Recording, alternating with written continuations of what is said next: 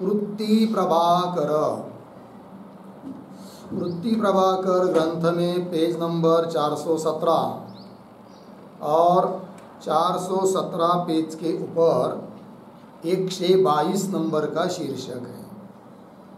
क्या है? तत्व ज्ञान के कारण और सहकारी साधन विषय विचार, ये मुख्य शीर्षक है। तत्वज्ञान, ब्रह्मज्ञान, जीव ब्रह्म ऐक्य के आकाराकार वृत्ति, जीव परमात्मा इनका ऐक्य है, ऐसी उस ब्रह्म के आकाराकार जो वृत्ति अहम ब्रह्मास्मि, इसी को कहते तत्वज्ञान। तो तत्वज्ञान अर्थात ब्रह्मज्ञान का कारण, असाधारण कारण कौन है और उसके लिए सहकारी साधन कौन है, इस बारे में चर्चा करनी है। तो उसमें सबसे पहला शीर्षक आ रहा है उत्तम और मध्यम अधिकारी के भेद से तत्वज्ञान के दो साधनों का कथन। मिल गया। अधिकारी भी भिन्न भिन्न होता है, कोई उत्तम अधिकारी होता है, कोई मध्यम अधिकारी होता है। उसके भेद के कारण तत्वज्ञान के दो साधनों का कथन, अधिकारी के अनुरूप साधनों का विचार। ठीक। तो जहाँ तत्वज्ञान से अविद्या की निवृत्ति होवे सो तत्वज्ञान के दो साधन हैं। जिस तत्वज्ञान से अविद्या की निवृत्ति होती है उस तत्वज्ञान प्राप्त होने के साधन दो। उत्तम अधिकारी को तो श्रवणाधिक साधन है, बस वेदांत का श्रवण मनन निधिध्यासन करें, बस उससे उसको ब्रह्म ज्ञान हो जाएगा, जो उत्तम अधिकारी है। और मध्यम अधिकारी को निर्गुण ब्रह्म का अहंग्रह उपासना ही तत्वज्ञान का साधन है। यदि अधिकारी मध्यम है तो उसके लिए साधन क्या? निर्गुण ब्रह्म का उपासना करनी। वो कैसी? अहंग्रह उपासना उसको कहते हैं। ब्रह्म ही मैं हूँ, ब्रह्म ही मैं हूँ, इस प्रकार का चिंतन करते जाना। अधिकारी को निर्गुण ब्रह्म का अहंग्रह उपासना ही तत्वज्ञान का साधन है। यह सकल अद्वैत शास्त्र का सिद्धांत है। ठीक। परंतु उक्त दोनों पक्ष में प्रसंख्यान को तत्वज्ञान की करणता रूप प्रमाणता, उत्तम अधिकारी हो चाहे मध्यम अधिकारी हो, दोनों के लिए भी तत्वज्ञान का करण कौन? प्रसंख्यान। ठीक है। तो बोलेंगे प्रसंख्यान क्या है? नीचे दे रहे हैं। दोनों पक्ष में तत्वज्ञान का करण रूप प्रमाण प्रसंख्यान है।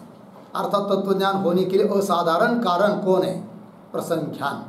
ठीक है। ये प्रसंख्यान क्या है? उसकी व्याख्या। यह कितने ग्रंथकारों का मत है? बहुत ग्रंथकारों का मत है। वृत्ति के प्रवाह को प्रसंख्यान कहे दे दिया।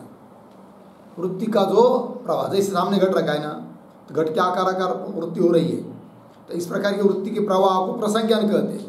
किंतु इधर तत्वज्ञान की चर्चा चल रही है, अतः ब्रह्माकार वृत्ति का प्रवाह इसको कहेंगे क्या? प्रसंख्यान। और ऐसा प्रसंख्यान रहेगा तब तत्वज्ञान होगा। ठीक है। तो ब्रह्माकार वृत्ति करनी पड़ती है। ऐसा नहीं कि 24 घंटा में से चलो 1 घंटा श्रवण कर लिया, उसमें से 2 घंटा ब्रह्माकार वृत्ति कर ली, हो गया काम, ये नहीं चलेगा।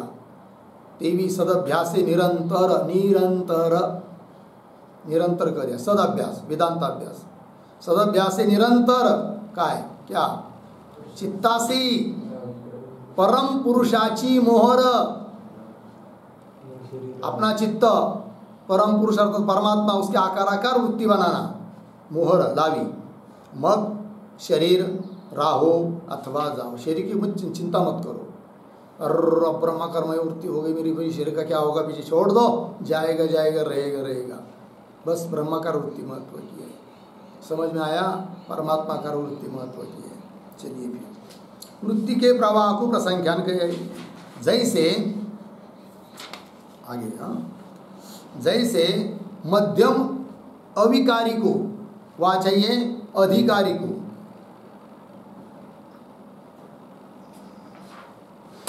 देखिए भाई, जैसे मध्यम अधिकारी को निर्गुण ब्रह्माकार निरंतर वृत्ति उपासना कर्तव्य है।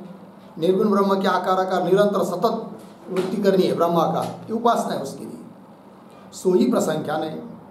तैसे उत्तम अधिकारी को भी मनन से उत्तर, मनन के बाद श्रवण हुआ, मनन हुआ, उसके बाद निधिध्यासन जिसको कहते हैं हम लोग, वही प्रसंख्यान है। उत्तम अधिकारी को भी मनन से उत्तर निधिध्यासन रूप प्रसंख्यान ही ब्रह्म साक्षात्कार का कारण है। लग गया। यद्यपि षड्विध प्रमाण में प्रसंख्यान के अभाव थे। बोले कि भाई ये प्रसंख्यान को प्रमाण कर रहे हो, हमने तो 6 प्रमाण सुने और 6 प्रमाण के अंतर्गत तो प्रसंख्यान नहीं है, कैसा कह रहे हो? देखिए, यद्यपि षड्विध प्रमाण में प्रसंख्यान के अभाव थे, ताकु प्रमा की करणता, ब्रह्म ज्ञान की करणता, प्रमा ज्ञान की करणता संभव ही नहीं। शंका हुई, आरोप हुआ यद्यपि से। उत्तर, तथापि सगुण ब्रह्म के ध्यान को सगुण ब्रह्म के साक्षात्कार की करणता और निर्गुण ब्रह्म के ध्यान को निर्गुण ब्रह्म के साक्षात्कार की करणता सकल श्रुति स्मृति में प्रसिद्ध है कि नहीं? क्या बताया? सगुण ब्रह्म का साक्षात्कार करना है तो करण कौन? सगुण ब्रह्म का ध्यान। निर्गुण ब्रह्म का साक्षात्कार करना है तो उसके लिए असाधारण कारण कौन? निर्गुण ब्रह्म का ध्यान, तदाकार वृत्ति, वही ध्यान है। साक्षात्कार की करणता सकल श्रुति स्मृति में प्रसिद्ध है। तय लग गया इतना? जैसे उदाहरण दे रहे भाई, जैसे व्यवहित कामिनी के प्रसंख्यान को कामिनी के साक्षात्कार की करणता लोक में प्रसिद्ध है कि नहीं?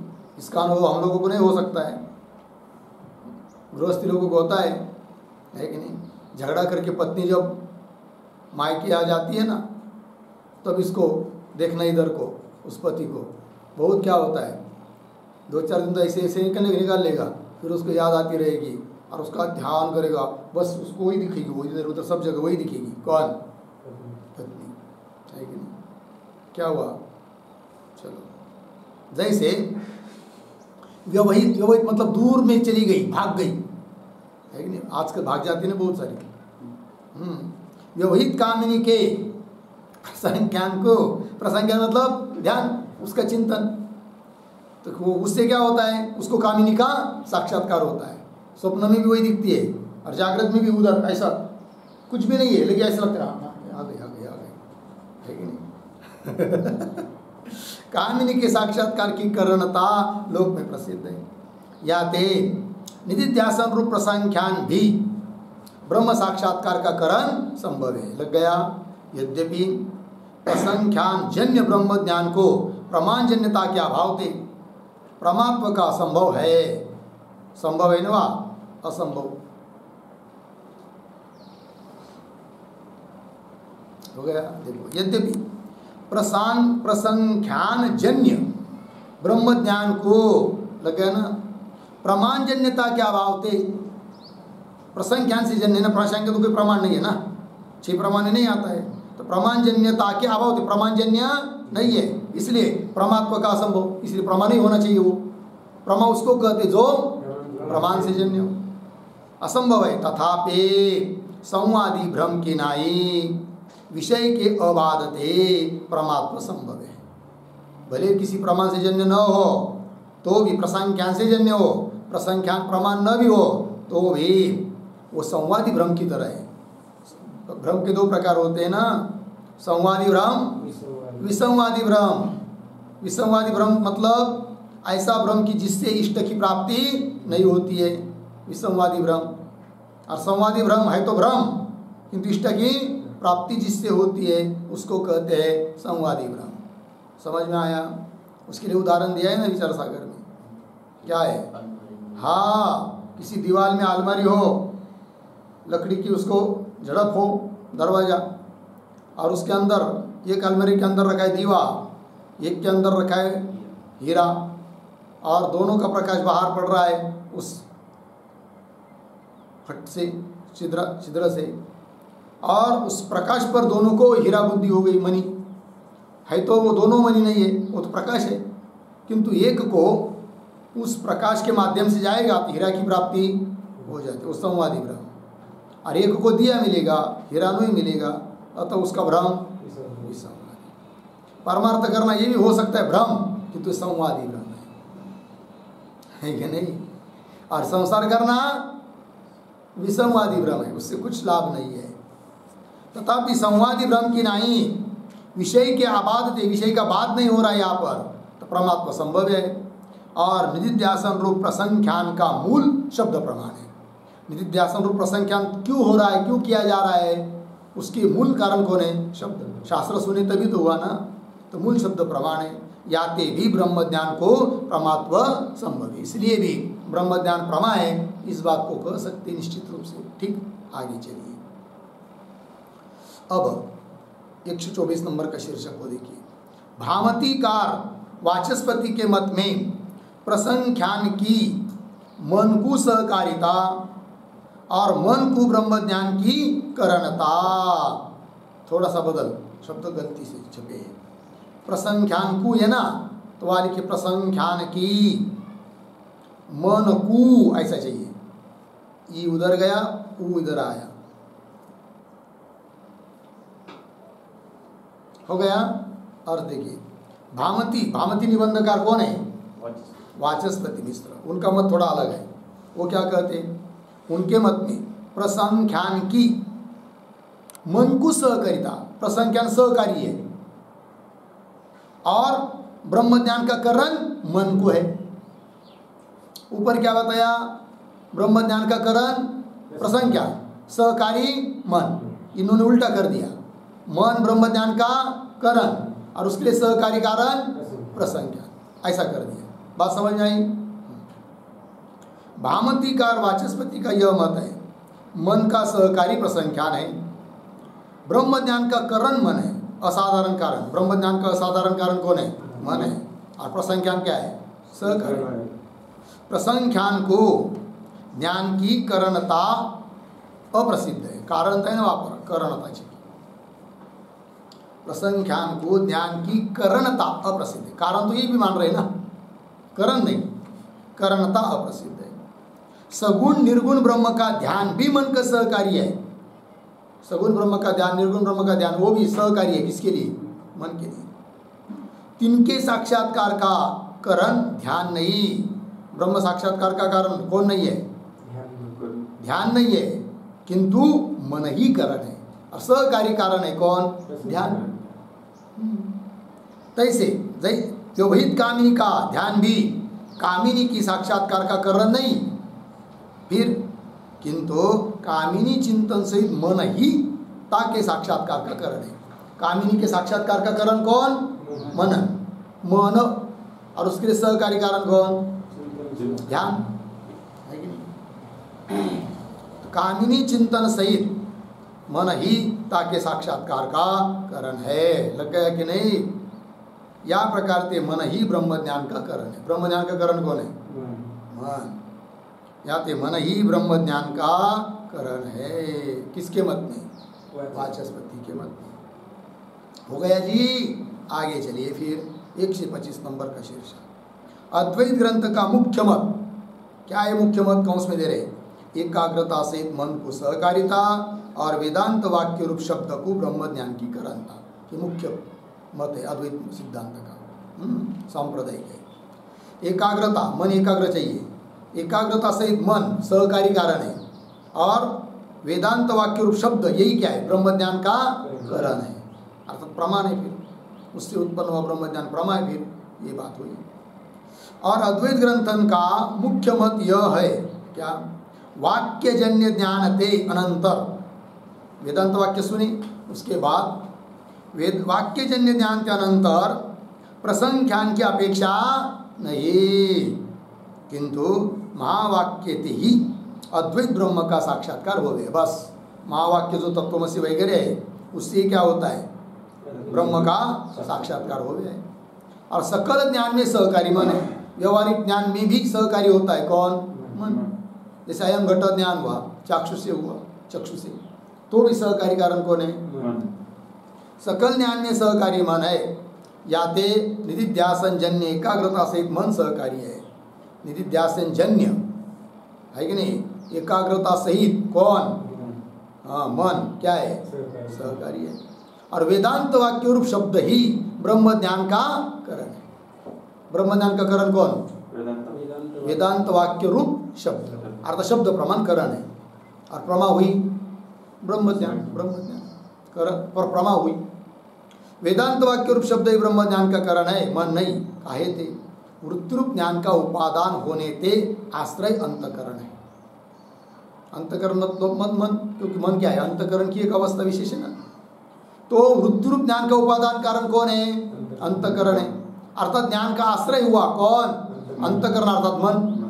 जो आश्रय हुआ वो करण कैसा होगा? नहीं होगा ना।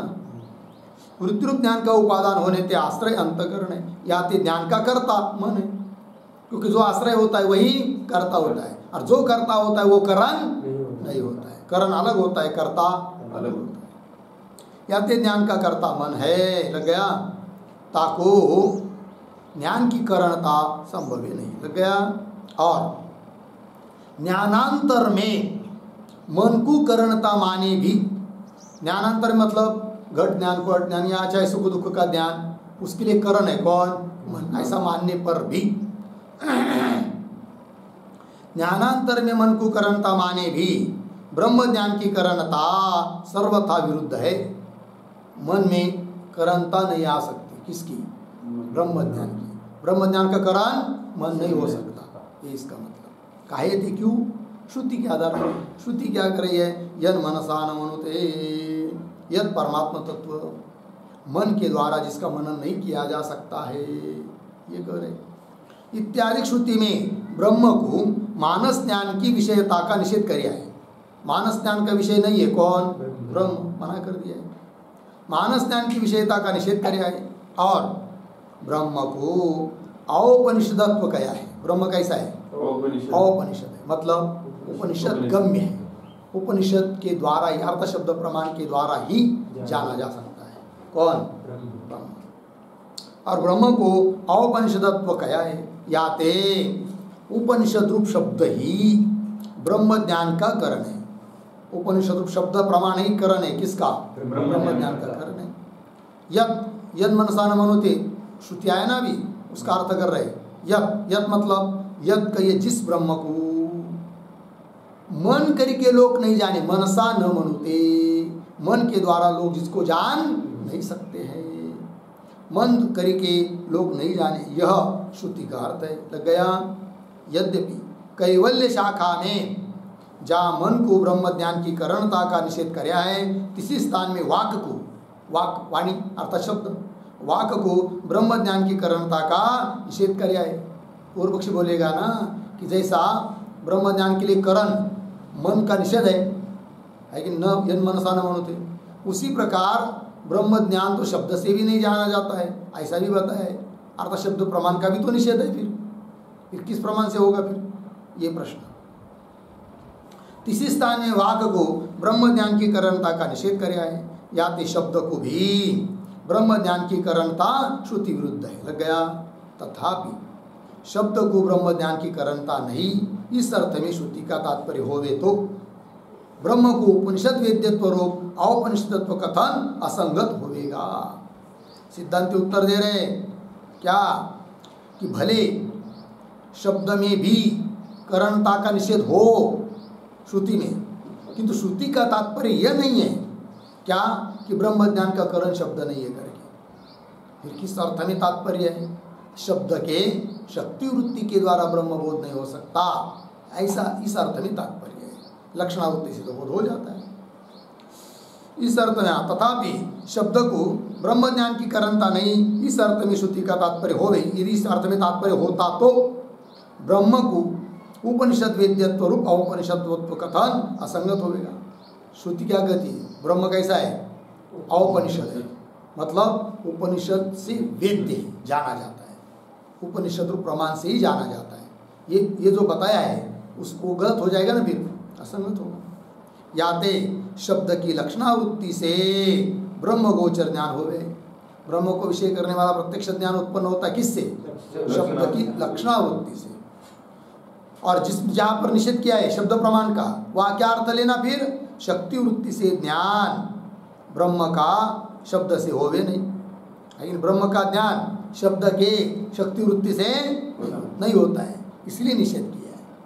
किंतु बिल्कुल शब्द से होता नहीं, ऐसी बात नहीं। शब्द के लक्षणावृत्ति से ज्ञान हो जाता है।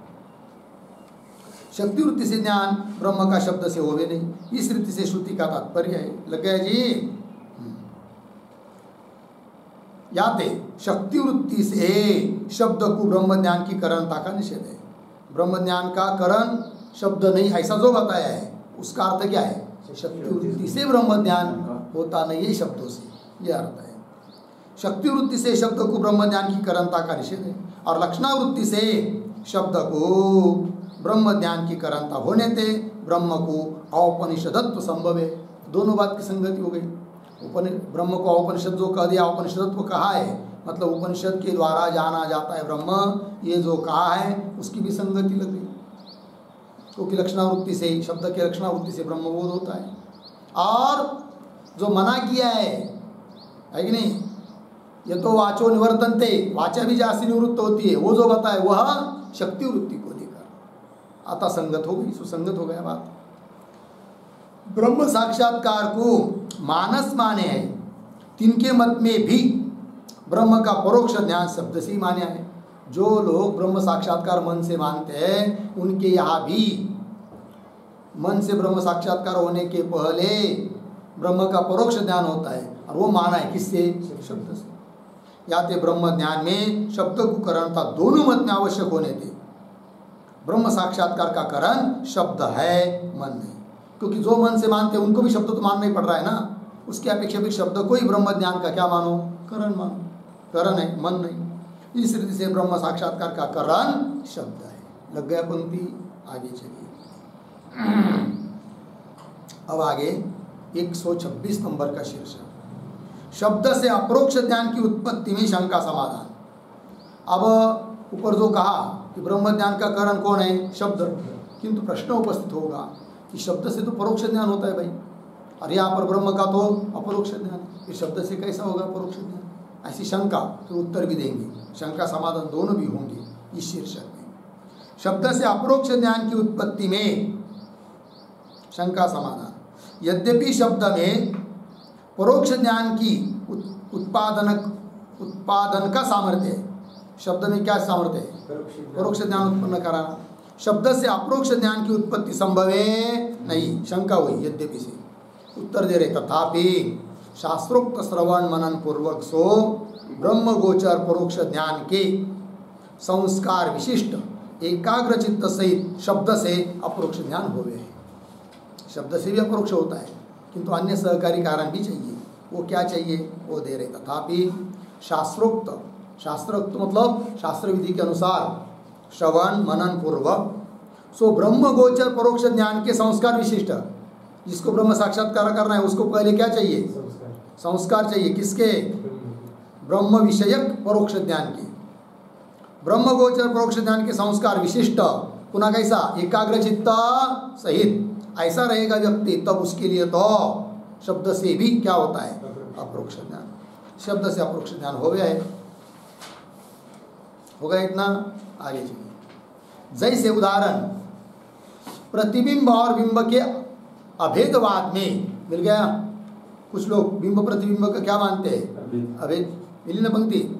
जैसे प्रतिबिंब और बिंब के अभेदवाद में जल पात्र और दर्पणादि सकृत नेत्र से सूर्यादिकन का साक्षात्कार हो गया है। सीधा सूर्य का साक्षात्कार नहीं होता है, किंतु दर्पण चाहे जल लेंगे तो उस पर उसमें देखेंगे जल में, तो फिर नेत्र की रश्मियाँ जल से टक्कर लेकर या दर्पण से टक्कर लेकर सूर्य को देखती है, तब सामर्थ्य आ जाता है सूर्य के साक्षात्कार का। बराबर है कि? दर्पणादिक सकृत नेत्र से सूर्यादिकन का साक्षात्कार होवे है, तहा केवल नेत्र का सूर्यादिकन के साक्षात्कार में सामर्थ्य नहीं।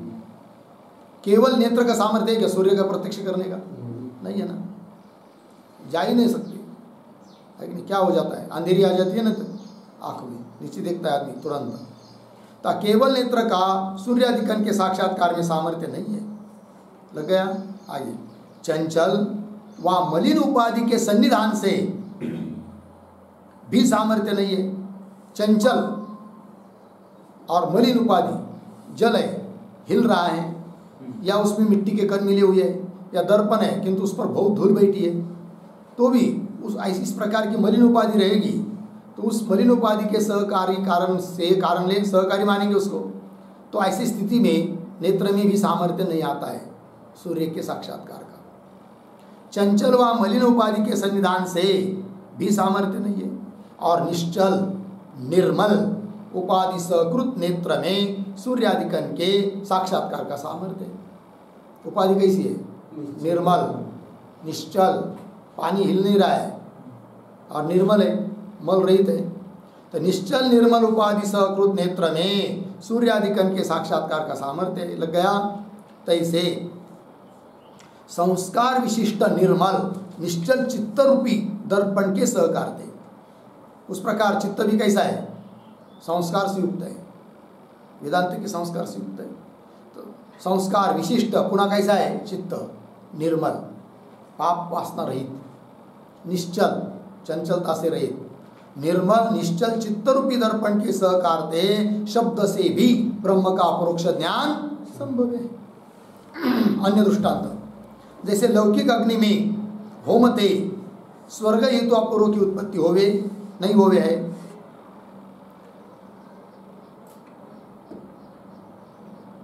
जैसे लौकिक अग्नि व्यवहार का, चूल्ही का, भाकरी बना रहे, उसमें रसोई बना रहे ना, उसमें डाल दिया किसी ने क्या? यज्ञ की सामग्री है ना, तो उसको स्वर्ग मिलेगा क्या? नहीं मिलेगा। कोई तार्किक कहेगा ना, अरे यार क्या है ये, तो सब समिधा वगैरह, यज्ञ की सामग्री घी वगैरह अग्नि भी तो डालते हैं वहाँ पर यज्ञ करते समय। फिर चूल्ही का भी क्या है? अग्नि डाल दो उसमें, मिलेगा स्वर्ग उसको? नहीं मिलेगा स्वर्ग। क्यों? अग्नि में डाल नहीं रहा है क्या? डाल रहा है, लग गया।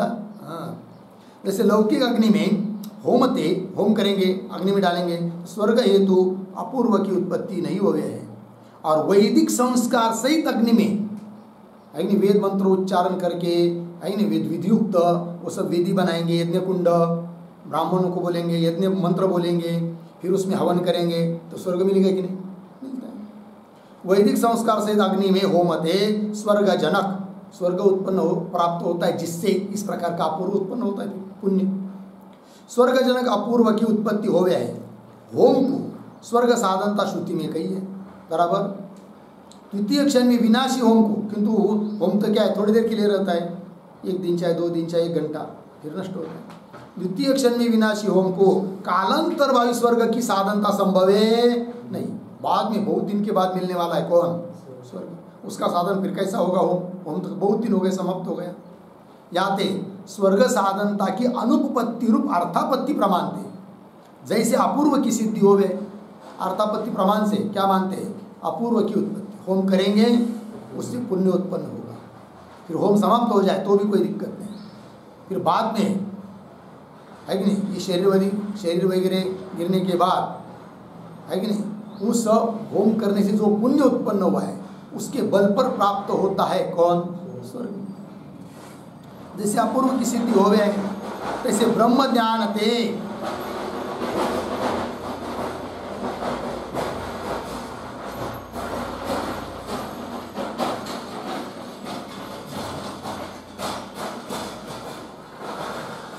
हो गया। तैसे ब्रह्म ज्ञान थे अध्यास रूप सकल दुख की निवृत्ति श्रुति में कही है। ब्रह्म ज्ञान हुआ तो अध्यास रूप भ्रम रूप जो दुख है, सभी दुखों की क्या होती है? निवृत्ति श्रुति में कही है। कर्तृत्वादिक अध्यास अपरोक्ष है, मैं करता हूँ, मैं भोगता हूँ, यह अध्यास कैसा है? अपरोक्ष। और अपरोक्ष अध्यास की निवृत्ति किससे होगी? अपरोक्ष ध्यान से ही होगी, परोक्ष ध्यान से नहीं। कर्तृत्वादिक अध्यास अपरोक्ष है, इस अपरोक्ष अध्यास की निवृत्ति परोक्ष ध्यान से संभव है नहीं। लग गया। रज्जु के ऊपर सर्प भ्रम अपरोक्ष है, उसको निवृत्त करने के लिए रज्जु का अपरोक्ष ही होना पड़ता है। रज्जु का ज्ञान नहीं हुआ अपरोक्ष, प्रत्यक्ष। केवल कुछ किसी ने कह दिया, अरे नहीं वो सांप को नहीं रज्जु है, तो विश्वास नहीं बैठेगा। वो कहेगा नहीं नहीं साक्षात दिखाई दे रहा है, तो शब्द से परोक्ष ज्ञान हो गया रज्जु का, किंतु उसके बल पर अपरोक्ष जो सर्पभ्रम है उसकी निवृत्ति नहीं हो रही है। तो सर्पभ्रम यदि अपरोक्ष है तो उसकी निवृत्ति के लिए ज्ञान, अधिष्ठान का ज्ञान भी अपरोक्ष चाहिए। अपरोक्ष अध्यास की निवृत्ति परोक्ष ज्ञान से संभव है नहीं। अपरोक्ष ज्ञान से ही अपरोक्ष अध्यास की निवृत्ति हो गए। या ते ब्रह्म ज्ञान को अपरोक्ष अध्यास की निवृत्ति की अनुपत्ति से, लग गया ना, ब्रह्म ज्ञान को अपरोक्ष अध्यास की निवृत्ति की अनुपत्ति से प्रमाणांतर के अगोचर ब्रह्म का शब्द से अप्रोक्ष ज्ञान सिद्ध हो गए, क्योंकि अन्य प्रमाण से तो ब्रह्म का ज्ञान हो नहीं सकता, रह गया शब्द प्रमाण। और ब्रह्म का अप्रोक्ष हुए बिना तो अप्रोक्षाध्यास निवृत्त नहीं होगा, है कि नहीं। और शब्द प्रमाण के बिना दूसरे प्रमाण से ज्ञान नहीं होता है। इससे मालूम पड़ता है अर्थापत्ति प्रमाण से कि शब्द प्रमाण से ही ब्रह्म का क्या होगा, अप्रोक्ष ज्ञान। ब्रह्म ज्ञान को अप्रोक्षाध्यास की निवृत्ति के अनुपत्ति से प्रमाणांतर के अगोचर ब्रह्म का शब्द से अप्रोक्ष ज्ञान सिद्ध हो गए, लग गया। जैसे श्रुतार्थापत्ति से अपूर्व की सिद्धि हो गए है। श्रुतार्थापत्ति, अर्थापत्ति दो प्रमाण बताया ना पीछे, श्रुतार्थापत्ति दुष्टार्थापत्ति। तो श्रुतार्थापत्ति से अपूर्व की सिद्धि हो गया है, तो ऐसे शब्दजन्य ब्रह्म के अप्रोक्ष ज्ञान की सिद्धि भी श्रुतार्थापत्ति से हो गया। आगे चलिए। अन्य ग्रंथ की रीति से शब्द को अप्रोक्ष ज्ञान की जनकता। अन्य ग्रंथ में शब्द को अप्रोक्ष ज्ञान की जनकता या दृष्टांत से कही है। दृष्टांत दिया है उन्होंने, क्या? जैसे बाह्य पदार्थ के साक्षात्कार में असमर्थ मन है। जैसे घट का प्रत्यक्ष होता है कि नहीं, चक्षु से होता है, मन से थोड़ी होता है। मन से तो अंदर पदार्थ सुख दुख का प्रत्यक्ष होता है। बाहर का घट का प्रत्यक्ष, उसके लिए प्रमाण चक्षु, सहकारी मन है। साक्षात चक्षु के बिना मन जाकर बाहर के घट को प्रत्यक्ष नहीं कर सकता है।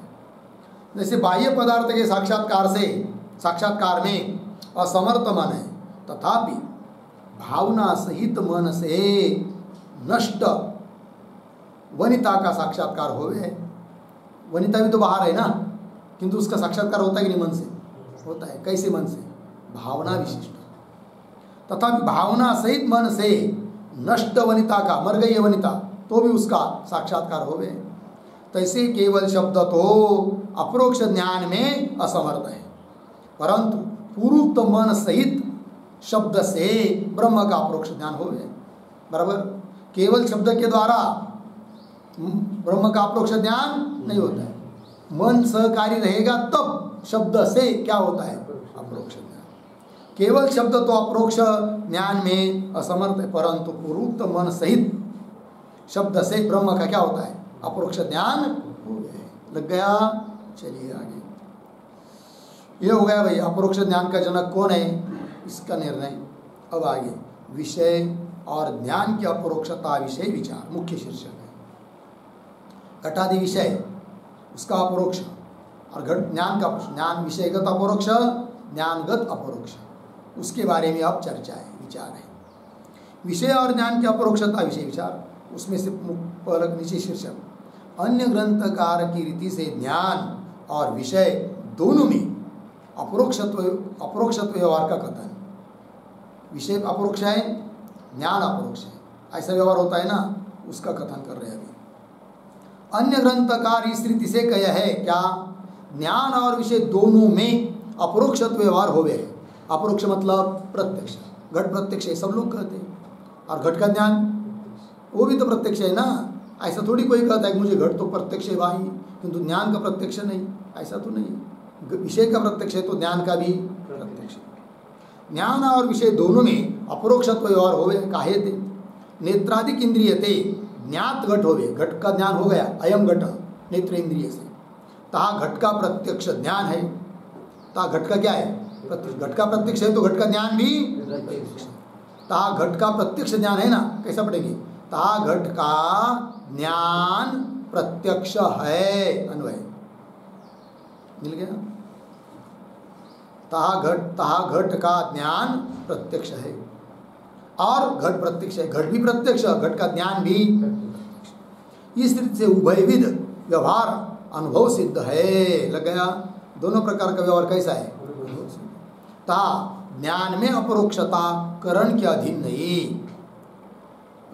विषय की अपरोक्षता तो करण के अधीन है, चक्षु के अधीन है घट का प्रत्यक्ष, किंतु ज्ञान का प्रत्यक्ष वो किस पर अवलंबन है, किसके अधीन है, ये चर्चा। तो ज्ञान में अपरोक्षता करण के अधीन नहीं है। काहे थे?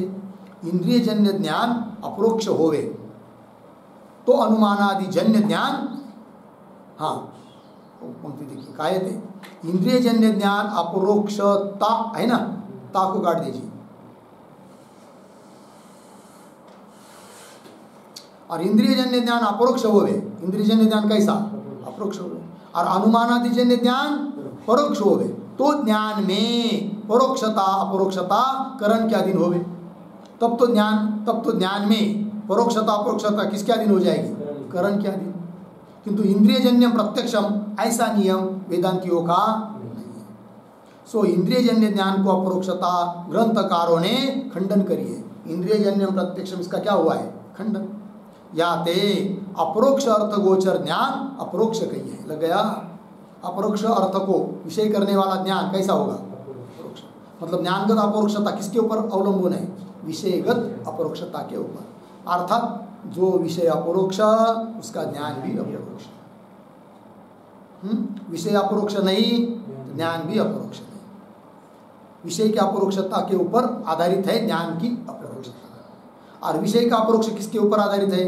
इंद्रिय के ऊपर, प्रमाण के ऊपर। जिस प्रमाण के द्वारा जिस विषय का अपरोक्ष हो रहा है उस विषय का ज्ञान भी अपरोक्ष होता है कि नहीं? वही दे रहे। या तो अपरोक्ष अर्थ गोचर ज्ञान अपरोक्ष कहिए। इस रीति से ज्ञान में अपरोक्षता विषय के अधीन है। या तो अपरोक्ष विषय का ज्ञान अपरोक्ष ही होवे। लग गया? इंद्रियजन्य होवे अथवा प्रमाणांतरजन्य होवे, या में अभिनिवेश नहीं। ज्ञान इंद्रिय से उत्पन्न हो रहा है या अन्य प्रमाण से उत्पन्न हो रहा है, उसमें आग्रह नहीं है। यदि विषय अपरोक्ष है तो ज्ञान अपरोक्ष है। इसी वास्ते सुखादि ज्ञान, ईश्वर ज्ञान, स्वप्न का ज्ञान इंद्रियजन्य नहीं तथापि प्रत्यक्ष। याते ज्ञान में इंद्रियजन्यत्व रूप अपरोक्षत्व, अपरोक्ष है ना, वहाँ क्या है? अपरोक्ष ज्ञान नहीं, वहाँ बदल कीजिए पुनः पंक्ति। याते ज्ञान में इंद्रियजन्यत्व रूप अपरोक्षत्व नहीं को अलग कीजिए, अपरोक्षत्व नहीं। अर्थात ज्ञान में जो अपरोक्षत्व है ना वो इंद्रियजन्य नहीं है, ये इसका मतलब। याते ज्ञान में इंद्रियजन्यत्व रूप अपरोक्षत्व नहीं है, किंतु अपरोक्ष अर्थ गोचर ज्ञान होवे सो अपरोक्ष ज्ञान कहिए। अपरोक्ष अर्थ गोचर है कि नहीं? अर्थ मतलब विषय। अर्थ विषय यदि अपरोक्ष है तो उसका ज्ञान भी अपरोक्ष। अपरोक्ष अर्थ गोचर ज्ञान होवे सो अपरोक्ष ज्ञान कहिए। हो गया पंक्ति? आगे चलिए। उक्त अर्थ में शंका समाधान।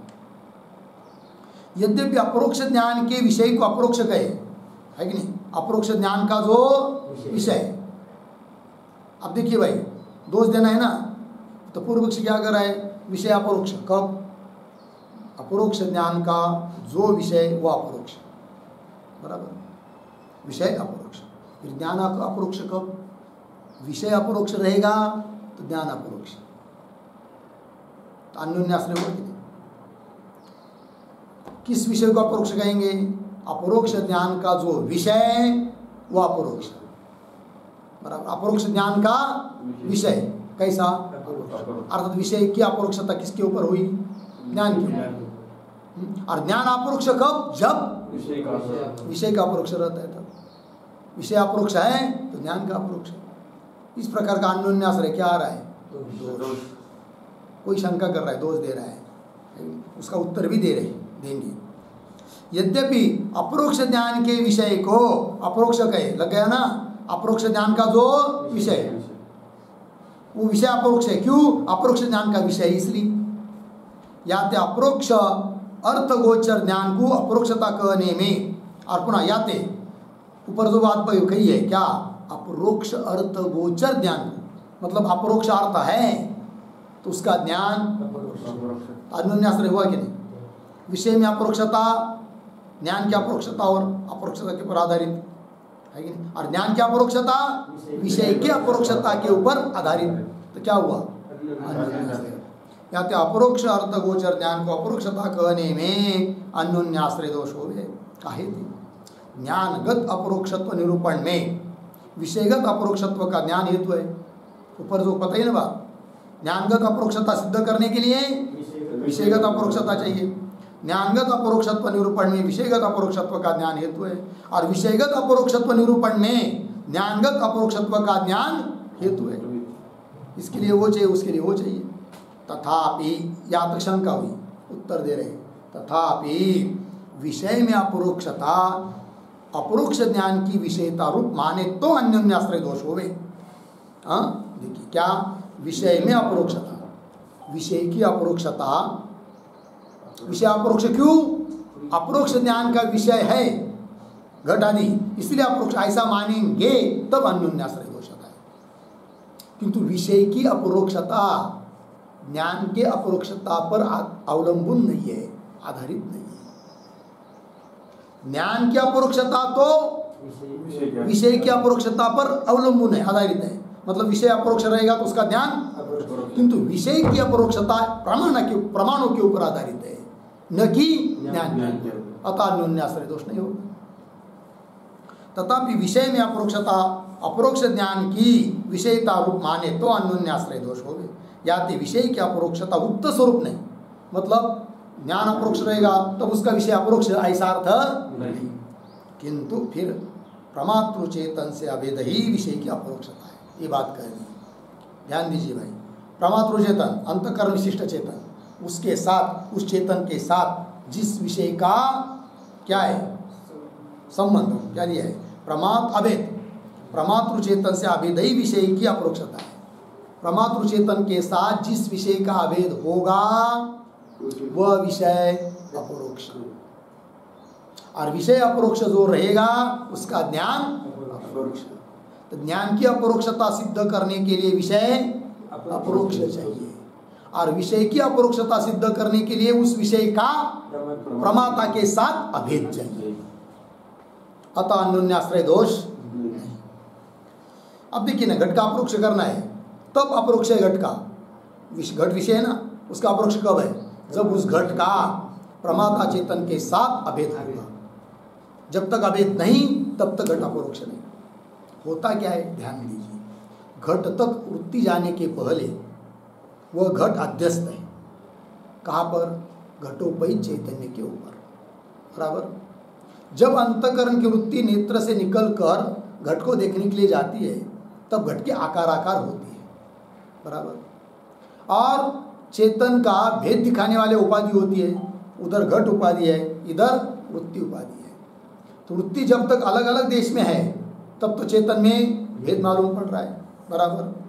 किंतु जब अंतःकरण की वृत्ति चक्षु से निकलकर घट तक गई और घट के आकार हुई, बराबर, क्या हो गई? घट के आकार हुई। तब दोनों उपाधि एक जगह आने के कारण घटोपहित चेतन और वृत्तिउपहित चेतन दोनों का क्या हुआ? अभेद। और आध्यस्थ पदार्थ का अधिष्ठान के साथ क्या होता है? वृत्ति घट तक जाने के पहले घट का अभेद किसके साथ था? घटोपहित चैतन्य के साथ था। और घटोपहित चैतन्य और वृत्तिउपहित चैतन्य मतलब प्रमातृ चैतन्य दोनों का अभेद हुआ। अतः घट का अभेद किसके साथ हुआ? फिर प्रमातृ चैतन्य के साथ। तभी घट का क्या हुआ? अपरोक्ष हुआ, बराबर है। तो घट के अपरोक्ष के लिए कारण कौन? प्रमातृ चेतन के साथ विषय का अभेद। और विषय अपरोक्ष रहेगा तो उसका ज्ञान अपरोक्ष। किंतु प्रमातृ चेतन से अभेद ही विषय की अपरोक्षता है। लग गया? याते ज्ञान के अपरोक्षत्व निरूपण में, लग गया ना, ज्ञान के अपरोक्षत्व निरूपण में विषय के अपरोक्षत्व ज्ञान की अपेक्षा है कि नहीं? ज्ञान के अपरोक्षत्व निरूपण में मतलब ज्ञान अपरोक्ष इस बात को सिद्ध करने के लिए अपेक्षा है किसकी? विषयगत अपरोक्षता की। किंतु विषय की अपरोक्षता सिद्ध करने के लिए ज्ञान की अपरोक्षता की अपेक्षा नहीं। याते ज्ञान के अपरोक्षत्व निरूपण में विषय के अपरोक्षत्व ज्ञान की अपेक्षा हो, यानी विषय के अपरोक्षत्व निरूपण में ज्ञानगत अपरोक्षत्व के ज्ञान का अनुपयोग होने ते, लग गया ना, ज्ञान का क्या है? अनुपयोग होने ते अन्योन्याश्रय दोष हो गया जी। आगे विषय में परोक्षत्व अपरोक्षत्व के संपादक प्रमातृ चेतन के भेद और अभेद सहित, हो गया ना, क्या लिखा है आगे? भेद और अभेद सहित विषयगत परोक्षत्व अपरोक्षत्व के अधीन ही ज्ञान के परोक्षत्व अपरोक्षत्व का निरूपण। मिल गया ना? देखिए शीर्षक का अर्थ, विषय में परोक्षत्व अपरोक्षत्व के संपादक। विषय में अपरोक्षता कब आती है? जब उस विषय का प्रमातृ चेतन के साथ अभेद होता है। बात समझ में आई? वही दे रहे। विषय में परोक्षत्व अपरोक्षत्व के संपादक प्रमातृ चेतन के भेद और अभेद सहित, प्रमातृ चेतन के साथ विषय का भेद रहेगा तो परोक्षता, अपरोक्षता नहीं, और विषय का प्रमातृ चेतन के साथ अभेद रहेगा तो अपरोक्षता।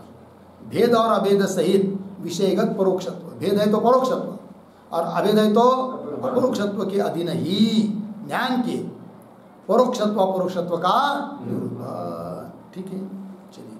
और विषय का परोक्ष अपरोक्ष, विषय परोक्ष है तो ज्ञान परोक्ष का परोक्ष, विषय अपरोक्ष है तो उसका ज्ञान भी अपरोक्ष। सुखादिक अंतकरण के धर्म साक्षी चेतन में अध्यस्त है। बराबर, सुख दुख वगैरह अंतकरण में रहते ना, अथवा अध्यस्त है कहाँ पर? साक्षी। अंतकरणोपय चैतन्य अर्थ साक्षी। सुखादिक अंतकरण के धर्म साक्षी चेतन में अध्यस्त है और अधिष्ठान से पृथक सत्ता अध्यस्त की हो भी नहीं, नियम है कि नहीं? अधिष्ठान की सत्ता से पृथक सत्ता नहीं होती है। किसकी? अध्यस्त पदार्थ की। उसको उल्टी भाषा में बोलेंगे, अध्यस्त पदार्थ अधिष्ठान की सत्ता से अतिरिक्त सत्ता वाला नहीं होता है। या ते सुखादिकन का प्रमातृ चेतन ते सदा क्या है? अभेद होने ते तीन में सदा अपरोक्षत्व है। तीन में सुख दुखादिक में सदा अपरोक्षत्व है। और अपरोक्ष सुखादि गोचर ज्ञान भी अपरोक्ष ही है। सुख दुख का अपरोक्ष है, क्यों? उनका प्रमातृ चेतन के साथ सदा अभेद है। फिर सुख दुख का ज्ञान भी अपरोक्ष है, क्योंकि सुख दुख सदा अपरोक्ष है तो उसका ज्ञान भी अपरोक्ष है। अपरोक्ष सुखादि गोचर ज्ञान भी अपरोक्ष ही हो गए। बाह्य घटादि यद्यपि बाह्य चेतन में अध्यस्त होने थे, बराबर बाहर का घट वगैरह अध्यस्त है, कहा? बाह्य चेतन में। बाह्य घटादि यद्यपि बाह्य चेतन में अध्यस्त होने थे, प्रमातृ चेतन से तिनका सर्वदा अभेद नहीं। बराबर है कि नहीं? किनका? घटाधिकन का प्रमातृ चेतन के साथ सर्वदा अभेद है क्या? सुख दुख की तरह नहीं, क्योंकि सुख दुख उत्पन्न ही होते अंतकरण में, अतः उनका सुख दुख का प्रमातृ चेतन के साथ सदा क्या है? अभेद। किंतु घटाधिकन का प्रमातृ चेतन के साथ सदा अभेद। जब वृत्ति घटाधिक की आकाराकार होगी तब प्रमातृ चेतन के साथ घटाधिक का क्या होगा? अभेद। तथापि वृत्ति द्वारा बाह्य चेतन का प्रमातृ चेतन से अभेद हो गए, लग गया। किस काल में प्रमातृ चेतन ही घटाधिकन का अधिष्ठान हो गए। जब घट के आकाराकार वृत्ति हुई तब उस घट का अधिष्ठान कौन हुआ? प्रमातृ चेतन। बराबर, अर्थात वो घट अध्यस्त है अब किसके ऊपर? प्रमातृ चेतन के ऊपर। घटाधिकन का अधिष्ठान हो याते इंद्रियजन्य घटादि गोचर वृत्ति हो गए, लग गया। इंद्रियजन्य चक्षुरादिजन्य घट को विषय करने वाली क्या होती है? वृत्ति हो गई। किस काल में ही घटाधिकन में अपरोक्षत्व धर्म हो गए। उस समय घट में क्या हुआ? अपरोक्षत्व धर्म आ गया। और घट अपरोक्ष है तो उसका ज्ञान भी अपरोक्षत्व विशिष्ट घटाधिकन का ज्ञान भी अपरोक्ष है, लग गया। और घटादि गोचर अनुमित्यादि वृत्ति हो गए। घट को विषय करने वाली वृत्ति तो है कौन सी? अनुमिति है कि नहीं? घटादि गोचर अनुमित्यादि वृत्ति हो गए। किस काल में प्रमातृ चेतन से घटाधिकन का अभेद नहीं होने थे। प्रमातृ चेतन के साथ घट का अभेद है क्या? नहीं। अतः घट अपरोक्ष भी नहीं। घट अपरोक्ष नहीं तो उसका ज्ञान भी अपरोक्ष नहीं। ऐसी स्थिति में घट का ज्ञान किस काल में प्रमातृ चेतन से घटाधिकन का अभेद नहीं होने थे, तिनमें अपरोक्षत्व धर्म होवे नहीं। या ते घटाधिकन के अनुमित्यादि ज्ञान को अपरोक्ष नहीं कहे। घटाधिकन का जो अनुमित्यादि ज्ञान है वो क्या नहीं है? अपरोक्ष नहीं, किंतु परोक्ष नहीं है। क्यों अपरोक्ष नहीं है वो ज्ञान? अनुमिति से हुआ ज्ञान, अनुमिति रूप ज्ञान अपरोक्ष क्यों नहीं है? उस अनुमिति ज्ञान का विषय जो घट उसका प्रमातृ चेतन के साथ अभेद नहीं है। और ब्रह्म चेतन का प्रमातृ चेतन से सदा अभेद होने थे ब्रह्म चेतन सदा अपरोक्ष है, लग गया। या ते महावाक्य रूप शब्द प्रमाण जन्य ब्रह्म का ज्ञान भी, ठीक है, महावाक्य रूप शब्द प्रमाण से जन्य ब्रह्म का ज्ञान भी अपरोक्ष कही है कि नहीं? क्योंकि प्रमातृ चेतन से उस ब्रह्म का क्या है? सदा अभेद है। तो विषय अपरोक्ष है तो उसका ज्ञान भी अपरोक्ष। इस प्रकार से ज्ञान के परोक्षत्व अपरोक्षत्व प्रमाणाधीन नहीं है कि नहीं? ज्ञान में जो परोक्षत्व अपरोक्षत्व है वो प्रमाण के अधीन नहीं है, किंतु विषय की परोक्षता अपरोक्षता के ऊपर अधीन है। किंतु विषयगत परोक्षत्व अपरोक्षत्व के अधीन ही ज्ञान के परोक्षत्व अपरोक्षत्व है, लग गया। और विषय में परोक्षत्व अपरोक्षत्व का संपादक प्रमातृ चेतन का भेद अभेद है। प्रमातृ चेतन के साथ विषय का भेद है तो परोक्ष, और प्रमातृ चेतन के साथ विषय का अभेद है तो विषय अपरोक्ष। या ते शब्दजन्य ब्रह्म का ज्ञान भी अपरोक्ष है, यह कथन संभव है। हो गया जी, आगे क्या है फिर?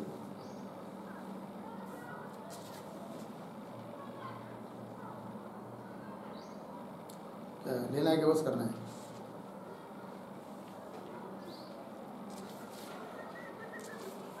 बोलो भाई।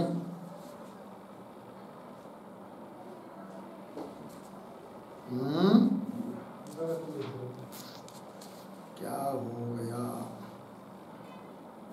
बस करेंगे फिर, बहुत है।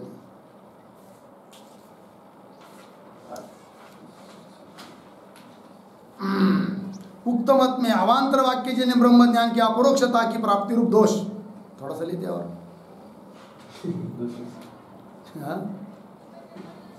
उक्त मत में, अभी जो ऊपर मत बताया ना, उस मत में दोष आएगा। क्या? ब्रह्म विषय अपरोक्ष है। फिर शब्द प्रमाण से जब कभी भी ब्रह्म का क्या होना चाहिए? अपरोक्ष ही होना चाहिए, चाहे वो शब्द महावाक्य रूप हो चाहे अवांतर वाक्य रूप है कि नहीं, क्योंकि विषय अपरोक्ष है ना आपको, ये शंका। उक्त मत में अवांतर वाक्य जन्य, अवांतर वाक्य मतलब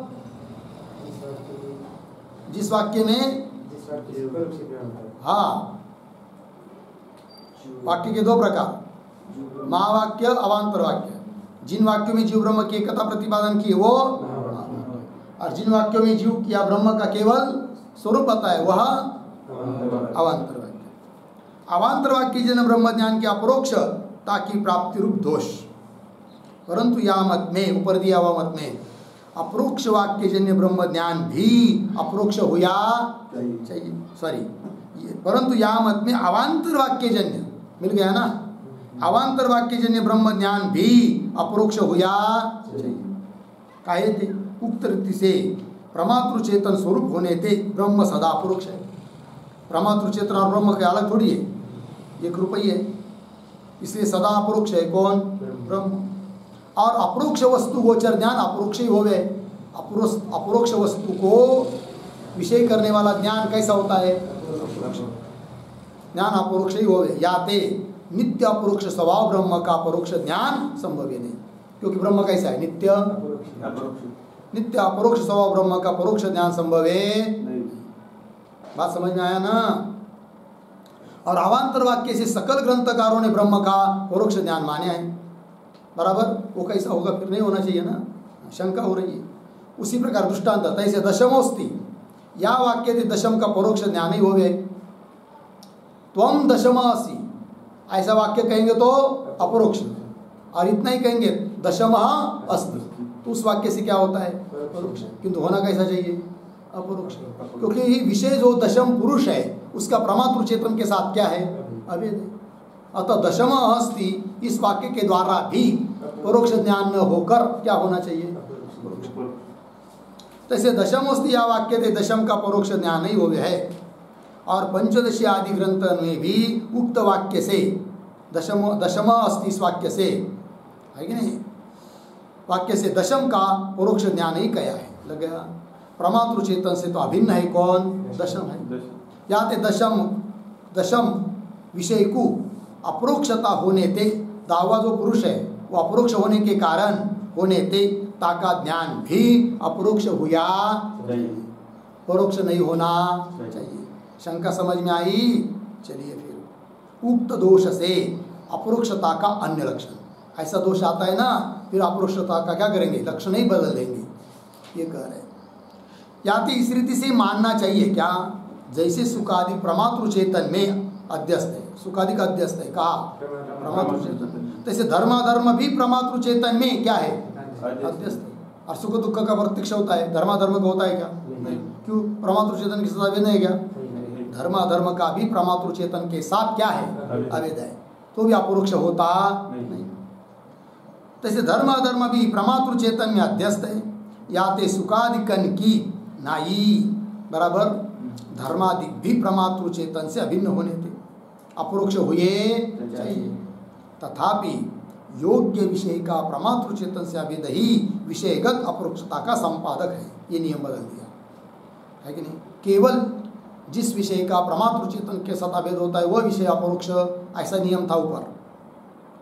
तब दिक्कत आई, धर्माधर्म का भी फिर क्या होना चाहिए? अपरोक्ष होना चाहिए। दशम पुरुष का भी दशम अस्ति इस वाक्य से भी क्या होना चाहिए? अपरोक्ष होना चाहिए। ये दोष आया ना, अतः बदल दिया थोड़ा। क्या? योग्य विषय का जब प्रमातृ चेतन के साथ अभेद होता है तभी उस विषय को अपरोक्ष कहते हैं। समझ में आया? समझ लीजिए कोई विषय है, प्रमातृ चेतन के साथ अभेद है किंतु वो विषय योग्य नहीं है, तो उसका अपरोक्ष नहीं होगा। बात समझ में आई? हाँ। तथापि योग्य विषय का पद जोड़ दिया। योग्य विषय का प्रमातृ चेतन से अभेद ही विषयगत अपरोक्षता का संपादक है। लग गया? धर्मादिक योग्य नहीं, क्या नहीं उसमें? प्रत्यक्ष होने की योग्यता नहीं है। किन में? धर्मादिक योग्य नहीं। याते तिनका प्रमातृ चेतन से अभेद होने ते भी, उन धर्माधर्म का प्रमातृ चेतन के साथ अभेद होने पर भी तिन में अपरोक्षता नहीं। जैसे विषयगत योग्यता विषयगत अपरोक्षता में अपेक्षित है, विषय योग्य रहेगा तभी उसका क्या होगा? अपरोक्ष। जैसे विषयगत योग्यता विषयगत अपरोक्षता में अपेक्षित है, तैसे प्रमाणगत योग्यता अर्धविराम ज्ञान की उसको अलग कर दीजिए। तैसे प्रमाणगत योग्यता ज्ञान की अपरोक्षता में अपेक्षित है। योग्य प्रमाण रहेगा तभी ज्ञान क्या होगा? अपरोक्ष। हाजी, योग्य प्रमाण चाहिए। अवांतर वाक्य में और दशम अस्ति वाक्य में अपरोक्ष ज्ञान जनन की योग्यता नहीं है, अतः उन वाक्यों से अपरोक्ष ज्ञान उत्पन्न होता नहीं। अपरोक्ष ज्ञान जनन की योग्यता नहीं, किंतु महावाक्य में और त्वम दशम तू दावा है, या वाक्य में अपरोक्ष ज्ञान के जनन की योग्यता है। लग गया? जैसे विषय की योग्यता अधिक प्रत्यक्ष आदि व्यवहार में जानी है कि नहीं? प्रत्यक्ष आदि व्यवहार से जानी है, मतलब यह विषय का प्रत्यक्ष हो रहा है, समझना चाहिए कि वो विषय योग्य था इसलिए उसका प्रत्यक्ष हुआ। और विषय का प्रत्यक्ष नहीं हो रहा है, इसका मतलब विषय में योग्यता। जैसे विषय की योग्यता अधिक प्रत्यक्ष आदि व्यवहार से जानी है। लग गया? कैसे? जिस विषय का प्रमाता से अभेद होते, मतलब प्रमाता के साथ विषय का अभेद होने पर भी प्रत्यक्ष व्यवहार होवे, तब प्रत्यक्ष व्यवहार जब हो जाता है तब समझना चाहिए उस विषय में क्या है? योग्यता। जिस विषय का प्रमाता से अभेद होते प्रत्यक्ष व्यवहार होवे सो विषय योग्य कहिए। और जिस विषय का प्रमाता से अभेद होते भी प्रमाता के साथ विषय का क्या है? अभेद है, तो भी प्रत्यक्ष व्यवहार होवे सो विषय अयोग्य कहिए। जैसे धर्म अधर्म संस्कार अयोग्य है, धर्माधर्म प्रमाता के साथ अभिन्न तो है किंतु अयोग्य है। प्रत्यक्ष होता है कि उनका नहीं। धर्म अधर्म संस्कार अयोग्य है। विषय की नहीं प्रमाण में भी योग्यता अधिक अनुभव के अनुसार ही जाननी। किसी प्रमाण से अपरोक्ष हो रहा है तो उसमें योग्यता है फिर प्रमाण में, और कोई प्रमाण है अपरोक्ष ज्ञान उत्पन्न नहीं हो रहा है तो उस प्रमाण में क्या नहीं? फिर योग्यता नहीं। हो गया ना? विषय की नहीं प्रमाण में भी योग्यता अधिक अनुभव के अनुसार ही जाननी। बाह्य इंद्रिय में प्रत्यक्ष ज्ञान जनन की योग्यता है और अनुमानादिकरण में परोक्ष ज्ञान जनन की योग्यता है। अनुमानादिक से होता है कौन सा ज्ञान? परोक्ष। और इंद्रिय से होता है अपरोक्ष। अनुपलब्धि और शब्द में दो प्रमाण, अनुपलब्धि में और शब्द में उभयविध ज्ञान जनन की योग्यता है। अनुपलब्धि और शब्द से कभी परोक्ष ज्ञान उत्पन्न होता है तो कभी अपरोक्ष होता है। हो गया जी? दोनों प्रकार का ज्ञान उत्पन्न हो सकता है, शब्द और अनुपलब्धि से। लग गया? परंतु क्या? अपरोक्ष ज्ञान में सर्वज्ञात्म मुनि के मत का अनुवाद। तो परंतु का अनुवाद किसके साथ है? नीचे की पंक्ति के साथ। परंतु इतना विशेष है, सीधा है, क्योंकि जब पंडित निश्चलदास जी महाराज ने ग्रंथ लिखा तब शीर्षक नहीं थी, ये जो बीच में हेडिंग को कहते हैं हम लोग, वो नहीं थी। सीधा पत्र लिखने की तरह सीधा लिखते गए। बाद में किसी विद्वान ने बीच बीच में क्या दिया? शीर्षक दिया है। बात समझ में? इसलिए बीच में ही टूटता है ना वो। परंतु इतना विशेष है क्या? अब सर्वज्ञात्म मुनि का मत दे रहे। पर इतना विशेष है क्या, प्रमाता से असंबंधी पदार्थ का शब्द से केवल परोक्ष ज्ञान हो गए। बराबर, प्रमाता के साथ जिस विषय का संबंध नहीं है ऐसे विषय का ज्ञान होगा तो कैसा होगा, परोक्ष ही होगा, उसका अपरोक्ष कभी नहीं। प्रमाता से असंबंधी पदार्थ का शब्द से केवल परोक्ष ज्ञान हो गए। और जिस पदार्थ का प्रमाता से तादात्म्य संबंध हो, तादात्म्य मतलब अभेद, जिस पदार्थ का प्रमाता के साथ तादात्म्य संबंध है तिसमें योग्यता हुआ भी, योग्य है हुआ भी, प्रमाता से अभेद बोधक शब्द नहीं है। योग्यता तो है किंतु प्रमाता से अभेद बताने वाले क्या नहीं है, शब्द नहीं है, तो भी उसका अपरोक्षा नहीं होगा। प्रमाता से अभेद बोधक शब्द नहीं होवे तो शब्द से परोक्ष ज्ञान नहीं होवे। जैसे उदाहरण दिया ना, दशमा अपरोक्ष ज्ञान होवे नहीं। जैसे दशमा अस्ति इत्यादि वाक्य में प्रमाता से अभेद बोधक शब्द क्या भावते, विषय दावा है, उसमें अपरोक्ष होने की योग्यता है, शब्द प्रमाण है, तो भी उससे अपरोक्ष ज्ञान उत्पन्न नहीं होता क्योंकि अभेद बोधक शब्द उसमें नहीं है। इत्यादि वाक्य में प्रमाता से अभेद बोधक शब्द के अभाव थे। उक्त वाक्यन के श्रोता को दशम अस्ति, इस वाक्य को सुनने वाले को स्वाभिन्न दशम, दशम कोई अलग नहीं, वही दशम है, स्वाभिन्न दशम अर्धविराम ब्रह्म का भी परोक्ष ही ज्ञान होवे। अवान्तर वाक्य से ब्रह्म का ज्ञान परोक्ष ही होता है। और दशम अस्ति, इस वाक्य से भी दशम का ज्ञान परोक्ष ही होता है, अपरोक्ष नहीं। ब्रह्म का भी परोक्ष ज्ञान ही होवे, अपरोक्ष ज्ञान होवे नहीं। और जिस वाक्य में क्या प्रमाता से अभेद बोधक शब्द है और विषय में योग्यता है, ऐसे विषय का ज्ञान शब्द से तो अपरोक्ष ही होगा। और जिस वाक्य में प्रमाता से अभिन्न और योग्य विषय का प्रमाता से अभेद बोधक शब्द है कि नहीं, जिस प्रमाण में प्रमाता के साथ अभेद बोधक शब्द है और विषय में योग्यता है, ऐसा विषय का शब्द से क्या होगा, अपरोक्ष होगा। प्रमाता से अभेद बोधक शब्द होवे तिस वाक्य से परोक्ष ज्ञान होवे नहीं किंतु अपरोक्ष ज्ञान ही होवे। लग गया, यह मत सर्वज्ञात्म मुनि का है। या मत में केवल शब्द ही अपरोक्ष ज्ञान का हेतु है और परोक्ष ज्ञान के संस्कार विशिष्ट एकाग्र चित्त सहित शब्द से अपरोक्ष ज्ञान होवे है। यह मत प्रथम कया ऊपर बताया है कि नहीं। अब दोनों मतों की ये होगा, नेड़े ही दूषित विषयगत अपरोक्षता के अधीन ज्ञानगत अपरोक्षता है। या मत का अनुवाद, नेड़ी, नेड़ी का मतलब अभी ऊपर, ठीक है ना। नेड़ी दूषित विषयगत अपरोक्षता के अधीन, मतलब अभी दोष जिस पर दिया है, कौन सा, विषयगत अपरोक्षता के अधीन ज्ञानगत अपरोक्ष, इस मत पर दोष दिया था ना। नेड़ी दूषित विषयगत अपरोक्षता के अधीन ज्ञानगत अपरोक्षता है। या मत का अनुवाद, अपरोक्ष अर्थ गोचर ज्ञान को अपरोक्षत्व मानी के, ऐसा माना था ना पीछे, विषय अपरोक्ष है तो उसका ज्ञान भी अपरोक्ष अर्थ गोचर ज्ञान को अपरोक्षत्व मानी के ब्रह्म ज्ञान को अपरोक्षता संभव है। यह मध्य में तृतीय मत कया। या मत में नित्य अपरोक्ष ब्रह्म गोचर अवान्तर वाक्य जन्य ब्रह्म ज्ञान भी अपरोक्ष हुआ चाहिए, है कि नहीं, क्योंकि ब्रह्म नित्य अपरोक्ष है।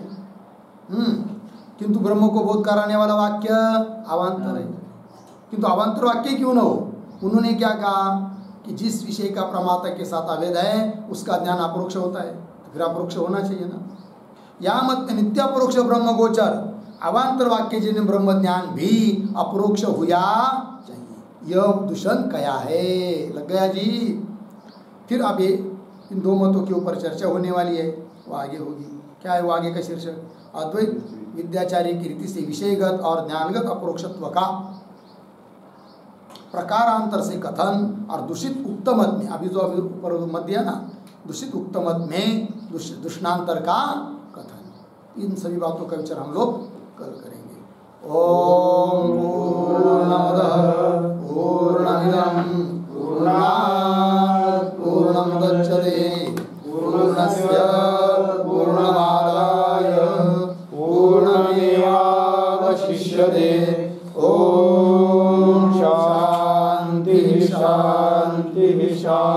की